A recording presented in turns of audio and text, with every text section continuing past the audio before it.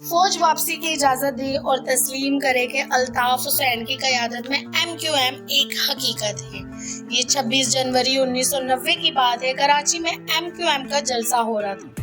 یہ کراچی شہر کی تاریخ کے بڑے جلسوں میں سے ایک تھا، جس میں شریک MQM پرجوش حامی نعرے لگا رہے تھے اور شور مچا رہے تھے۔ اس دوران الطاف حسین لاکھوں کے اس نعرے لگاتے اور شور مچاتے مجھ کو اسٹیج سے ہدایت جاری کرتے گئے، خاموش، اور وہیں مکمل خاموشی چھا جاتی ہے۔ ناظم آباد کے رہائشی جمیل احمد فرزی نام بھی MQM کے ایک کارکن کی حیثیت سے وہاں موجود تھے اور اپنے قائد الطاف حسین کے خطاب سننے آئے تھے۔ میں نے چند روز قبل کراچی میں اپنے ایک پرانے دوست کی مدد سے جمیل احمد سے رابطہ کیا۔ وہ بہت مشکل سے مجھ سے اس شرط پر بات کرنے کو تیار ہوئے کہ ان کا نام ظاہر نہیں کیا جائے گا۔ جمیل احمد آج بھی الطاف حسین کو اپنا لیڈر مانتے ہیں، لیکن بقول ان کے وہ پولیس اور رینجرز کی خوف کی وجہ سے کسی سے بات نہیں کرتے۔ میں نے جمیل سے پوچھا، ان کے خیال میں کیا آج بھی وہ وقت دوبارہ آ سکتا ہے کہ الطاف حسین خاموش کہے اور پورا شہر خاموش ہو جائے؟ جمیل احمد نے جواب دیا، اگر الطاف بھائی کراچی آ جائے اور انہیں سیاسی سرگرمیوں کی اجازت مل جائے تو MQM دوبارہ ایک سیاسی قوت بن سکتی ہے۔ آج بھی کراچی میں میرے جیسے ہزاروں کارکن موجود ہیں، لیکن ہم MQM اور الطاف حسین کے نام پر سیاست نہیں کر سکتے۔ ہمیں پارٹی کے دفتر کھولنے، نہ ہی کسی قسم کی میٹنگ کرنے کی اجازت ہے۔ وہ کہتے ہیں میری زندگی بڑی مشکل سے کچھ بہتر ہوئی، میرے بچے تعلیم حاصل کر رہے ہیں اور میرے پاس ایک اچھی نوکری ہے۔ ظاہر ہے میں یہ نہیں چاہتا کہ یہ سب ختم ہو جائے، اس لیے میں کسی سیاسی سرگرمی میں نہ ہی حصہ لیتا ہوں، نہ ہی کسی سے اس بارے میں بات کرتا ہوں۔ جمیل احمد کے مطابق عمران خان کی حکومت کے خاتمے کے بعد سے کراچی میں تحریک انصاف کی حمایت میں کافی اضافہ ہوا ہے اور ان کے کئی جاننے والوں نے تحریک انصاف کو آئندہ انتخابات میں ووٹ دینے کا فیصلہ کیا، لیکن وہ خود آج بھی الطاف حسین والی MQM کو ہی پسند کرتے ہیں۔ واضح رہے کہ الطاف حسین نے 22 اگست سن 2016 کو ایک متنازع تقریر کی تھی، جس میں پاکستان کے خلاف نعرے لگائے گئے تھے، اور اس تقریر کے بعد پاکستان میں الطاف حسین کی تقریر نشر کرنے پر پابندی عائد کر دی گئی، اور اس کے بعد یہ ہوا کہ ملک کی تیسری بڑی سیاسی جماعت اتنے حصوں اور دھڑوں میں تقسیم ہوئی، جس کا اگست سن 2016 سے قبل کسی نے تصور بھی نہیں کیا تھا۔ جلد ہی MQM پاکستان کے نام سے ایک نئی جماعت سامنے آئی۔ پاکستان میں رہنے والے پارٹی رہنما نے فیصلہ کن قدم اٹھایا اور بالآخر پارٹی کے سینئر رہنما فاروق ستار کو اعلان کرنا پڑا کہ ملک اور فوج کے خلاف الطاف حسین کی تقاریر اور خطابات کا MQM سے کوئی تعلق نہیں۔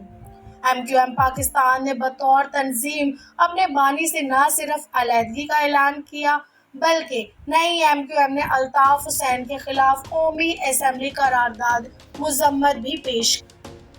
فوج مجھے واپسی کی دعوت دے۔ متحد قومی موومنٹ کے بانی الطاف حسین سے ایک خصوصی انٹرویو میں جب میں نے یہ سوال ان کے سامنے رکھا، کیا وہ آج بھی کراچی میں سن 1990 جیسا بڑا جلسہ کر سکتے ہیں، تو الطاف حسین نے دعویٰ کیا کہ وہ آج بھی کراچی اور حیدرآباد میں سب سے مقبول رہنما ہیں، اور اگر فوج کی جانب سے انہیں فری ہینڈ دیا جائے تو وہ کراچی میں سب سے زیادہ ووٹ حاصل کریں گے۔ BBC نے فوج کی جانب سے کسی سیاسی جماعت یا رہنما کو سیاست کرنے کی اجازت سے متعلق الطاف حسین کے دعوے پر فوج کے شعبہ تعلقات عامہ سے رابطہ کیا، تاہم اس سوال کا کوئی جواب نہیں دیا گیا۔ تاہم 23 نومبر سن 2022 کو اپنے الوداعی خطاب میں سابق آرمی چیف نے کہا کہ فوج پر تنقید اس لیے ہوتی ہے کیونکہ فوج گزشتہ 70 سال کے دوران سیاست میں مداخلت کرتی آئی ہے، جو غیر آئینی تھا۔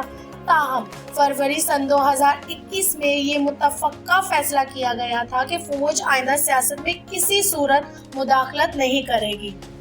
الطاف حسین نے اپنی مقبولیت کے دعوے کے حق میں دلیل دیتے ہوئے کہا کہ کراچی گزشتہ ضمنی انتخابات میں ان کی بائیکاٹ کی اپیل بہت کامیاب رہی۔ وہ ووٹنگ کی شرح صرف 7 سے 8% رہی۔ لوگوں نے میری اپیل پر انتخابات کا بائیکاٹ کر کے ثابت کر دیا کہ الطاف حسین آج بھی لوگوں کے دلوں میں بستا ہے۔ عوام کی حمایت پہلے بھی الطاف حسین کو حاصل تھی اور آج بھی ہے۔ اگر ہمیں موقع دیا جائے تو آج بھی MQM بھی انتخابات میں سویپ کرے گی۔ انہوں نے کہا کہ فوج ایک حقیقت ہے، لیکن جس طرح وہ فوج کو تسلیم کر رہے ہیں، فوج بھی اس حقیقت کو تسلیم کرے کہ الطاف حسین کی قیادت میں MQM بھی ایک حقیقت ہے اور فوج مجھے واپسی کی دعوت دے۔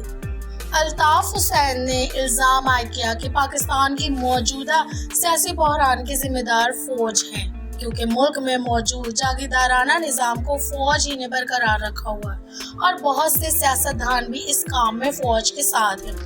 ISPR کی جانب سے الطاف حسین کے اس الزام کی بابت بھی BBC کی جانب سے سوال کیا گیا، تاہم کوئی جواب موصول نہیں ہوا۔ تاہم ماضی میں فوج ہمیشہ سے مختلف حلقوں اور سیاسی رہنماؤں کی جانب سے اپنے اوپر سیاست اور سیاسی معاملات میں مداخلت جیسے الزامات کی تردید کرتی رہی ہے۔ الطاف حسین سوشل میڈیا پر اکثر فوج پر تنقید کرتے رہتے ہیں اور الزام لگاتے ہیں کہ سیکیورٹی کے ادارے ان کی جماعت کو سیاسی سرگرمیوں کی اجازت نہیں دیتے۔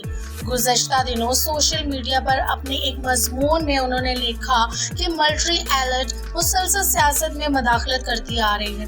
فوجی اشرفیاں ملک کی سیاست کو کنٹرول کرتی ہیں اور سیاسی جماعتوں میں درار ڈالتی ہیں اور گروپ بناتی ہیں۔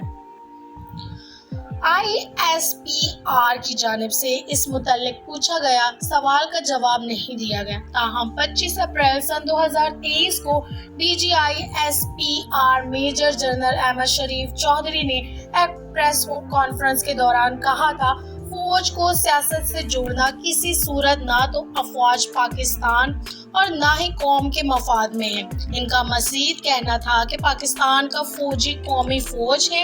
ہمارے لیے تمام سیاستدان، تمام سیاسی جماعتیں قابل احترام ہیں۔ پاک فوج کسی خاص جماعت، سوچ یا نظریے کے حامی نہیں۔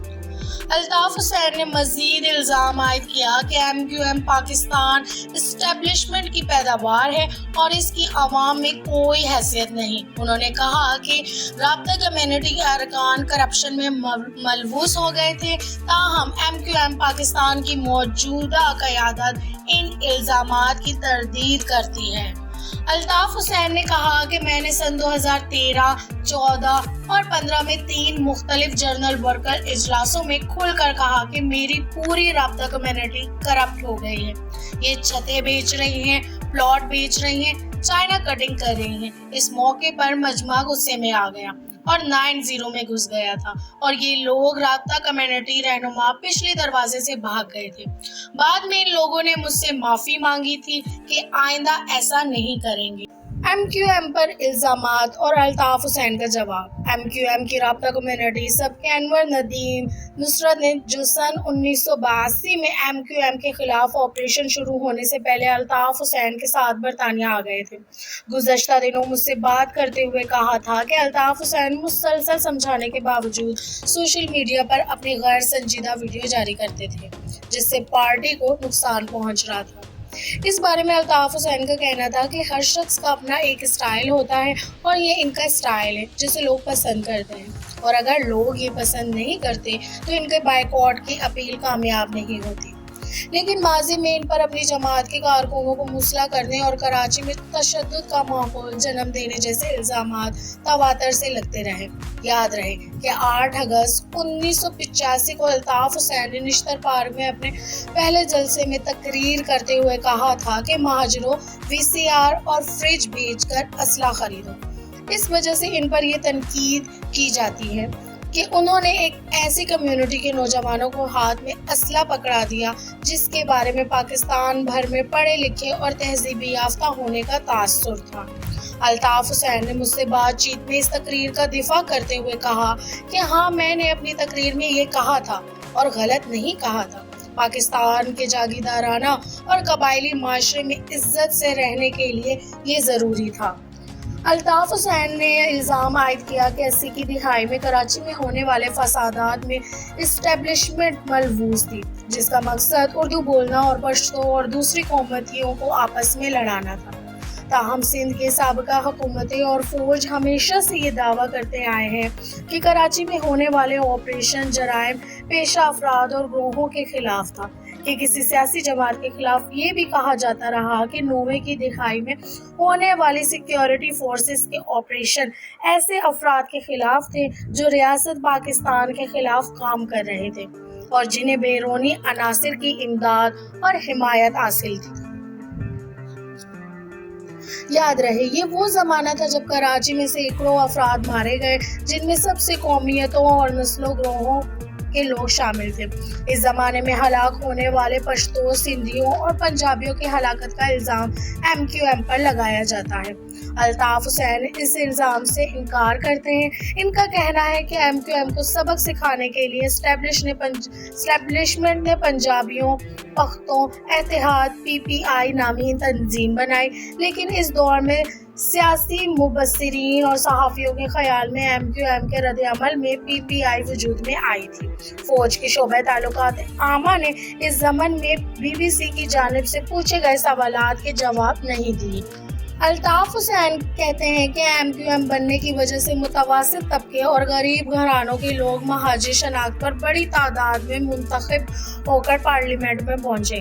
MQM بننے اور مقبول ہونے کا جواز دیتے ہوئے الطاف حسین نے سوال کیا کہ ذوالفقار علی بھٹو نے صرف صوبہ سندھ میں کوٹا سسٹم کیوں نافذ کیا، جبکہ وہی صورتحال صوبہ پنجاب، خیبر پختونخوا اور بلوچستان میں بھی تھی، اور اس وجہ سے اردو بولنے والوں میں احساس محرومی پیدا ہوئی۔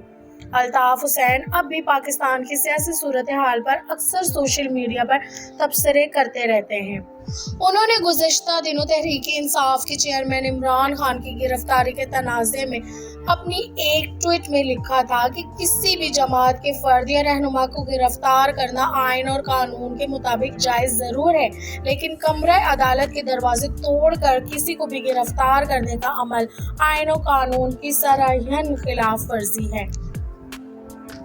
50 سال کی سیاست سے الطاف حسین کو کیا ملا؟ اس سوال کے جواب میں الطاف حسین کا کہنا تھا کہ انہیں یہ ملا کہ آج ان کا پیغام پورے پاکستان میں پھیل چکا ہے۔ آج پورے پاکستان میں اسٹیبلشمنٹ کے خلاف جو نعرے لگ رہے ہیں، یہ انہی کے پیغام کی وجہ سے ہیں۔ کراچی کے ووٹر کہاں کھڑا ہے؟ کراچی کی سیاست پر گہری نظر رکھنے والے تجزیہ نگار پروفیسر توصیف احمد کے مطابق MQM پاکستان پر بظاہر پابندی نہیں، لیکن پھر بھی ان کے دفاتر نہیں کھل سکے۔ ایک طرف تو کہا جاتا ہے کہ اسٹیبلشمنٹ نے اسے کھڑا کیا ہے، لیکن اسی جماعت کو کام کرنے کا موقع بھی نہیں دیا۔ ان کے کارکن رہا نہیں ہو سکے، ان کے جو لوگ ہیں بے روزگار ہوئے ہیں، وہ ان کو روزگار نہیں دلا سکے۔ اس کے علاوہ اردو بولنے والوں میں بہت سے لوگ اب بھی الطاف حسین کو اپنا نجات ہندہ سمجھتے ہیں۔ الطاف حسین کی اپیلوں کی وجہ سے MQM پاکستان کا پیغام غیر مؤثر ہو کر رہ گیا۔ پروفیسر توصیف احمد کہتے ہیں کہ MQM پاکستان پہلے عمران خان اور اب PDM کی حکومت میں بھی شامل ہے، لیکن اپنی خامیوں کو کوئی ریلیف نہیں دلوا سکے۔ تو جو جماعت عوام کی ریلیف نہ دلوا سکے، اس کی حیثیت نہیں رہتی، اور اس کے مقابلے میں اس کے اپنے ہی سابقہ قائد الطاف حسین کا پیغام زیادہ مؤثر ہے۔ انہوں نے کہا کہ اس صورتحال میں MQM پاکستان بہت مشکل میں ہے اور تنظیمی طور پر تقریباً ختم ہو چکی ہے، اور اس کی وجہ سے تحریک انصاف لے چکی ہے۔ اردو بولنے والے ووٹر یا تو تحریک انصاف کی طرف چلے گئے یا پھر الطاف حسین کی اپیلوں کی وجہ سے مایوس ہو کر گھر بیٹھ گئے۔ تو الطاف حسین کے ووٹر کہاں گئے؟ پروفیسر توصیف کہتے ہیں کہ ان ووٹروں کا ایک حصہ تو گھر میں بیٹھ گیا، ایک حصے نے گزشتہ انتخابات میں تحریک انصاف کی حمایت کی، اور حالیہ بلدیاتی انتخابات میں اس ووٹ بینک کا ایک حصہ جماعت اسلام کے پاس چلا گیا۔ تاہم وہ مانتے ہیں کہ اکثریت نے کسی کو بھی ووٹ نہیں دیا، اور یہی وجہ ہے کہ ووٹنگ کی شرح کم رہی۔ پروفیسر توصیف کے مطابق اگر الطاف حسین واپس آ جائیں، ان پر پابندیاں ختم ہو جائیں، ان کے دفاتر کھل جائیں اور ان کے گرفتار ورکر رہا ہو جائیں، تو وہ ایک مؤثر گروپ کی طور پر کراچی کی سیاست میں واپس آ سکتے ہیں۔ صحافی اور تجزیہ نگار مظہر عباس نے گزشتہ کئی دہائیوں کے دوران کراچی کی سیاست کو ارتقائی عمل سے گزرتے ہوئے دیکھا ہے۔ وہ کہتے ہیں کہ جب ایک سیاسی خلا پیدا ہوتا ہے تو اسے کسی نہ کسی نے تو پر کرنا ہی ہوتا ہے۔ ایم کیو ایم کی خلا کو کسی حد تک تحریک انصاف نے پر کیا۔ مظہر عباس کے مطابق کراچی کے میمن ووٹر جو روایتی طور پر ایم کیو ایم کے ووٹر تھے یا جو شہر کے امیر علاقوں کے ووٹر تھے، یہ ووٹ بینک تقسیم ہوا۔ خاص طور پر میمن ووٹ تحریک لبیک کی طرف گیا اور باقی تحریک انصاف میں گیا۔ مظہر عباس کہتے ہیں کہ سن 2013 میں بھی تحریک انصاف نے کراچی سے تقریباً 8 لاکھ ووٹ حاصل کیے تھے اور سن 2018 کے انتخابات میں تحریک انصاف کے ووٹ بینک میں مزید اضافہ ہوا۔ اس طرح سن 2018 کے انتخابات میں تحریک لبیک کو بھی ووٹ پڑا اور اس نے بہت سے حلقوں میں 20 اور 25 ہزار ووٹ حاصل کیے۔ اس میں کافی اردو اسپیکنگ ووٹ تھے۔ ایم کیو ایم سن 2016 کے بعد تتر بتر ہو گئی، اس لیے اس کا ووٹ بینک مختلف جماعتوں میں تقسیم ہو۔ مظہر عباس بھی پروفیسر توصیف سے متفق ہیں کہ ایم کیو ایم الطاف کے بہت سارے ووٹر خاموش ہیں۔ مظہر عباس کہتے ہیں کہ اس کے علاوہ بہت سے ووٹروں کو جب یہ نظر آیا کہ الطاف حسین اور ایم کیو ایم لندن کی سیاست میں واپسی مشکل ہے تو ان میں سے بہت سو نے جماعت اسلامی اور تحریک انصاف کا رخ کیا اور کچھ نے ایم کیو ایم پاکستان کی طرف لوٹ گئے۔ ان کا کہنا ہے کہ اگر الطاف حسین کو اجازت مل جاتی ہے یا ایم کیو ایم لندن سیاسی میدان میں آ جاتی ہے تو ووٹ بینک اس کی تقسیم میں تبدیلی لیکن مظہر عباس کو الطاف حسین کی واپسی کا کم از کم مستقبل قریب میں کوئی امکان نظر نہیں آتا۔ مظہر عباس کہتے ہیں کہ اس وقت تحریک انصاف کی جو صورتحال ہے وہ بھی کراچی کے ووٹ بینک پر اثر انداز ہو گئی ہے۔ تحریک انصاف کو ووٹر بھی کنفیوژن کا شکار ہے۔ اگر تحریک انصاف اس طرح عطاب کا شکار رہتی ہے اور اسے بھی اجازت نہیں ملتی تو امکان ہے اس کا ووٹر بھی اگلے انتخابات میں یا تو ووٹ نہیں دے گا یا ان میں سے کچھ جماعت اسلامی میں چلے جائیں گے یا ہو سکتا ہے کچھ ایم کیو ایم پاکستان کی طرف۔ مظہر عباس کا کہنا ہے کہ اس وقت کراچی کا ووٹ بینک جو تقریباً سارے کا سارا کبھی الطاف حسین والی ایم کیو ایم کا ہوا کرتا تھا اب مجموعی طور پر تقسیم نظر آتا ہے۔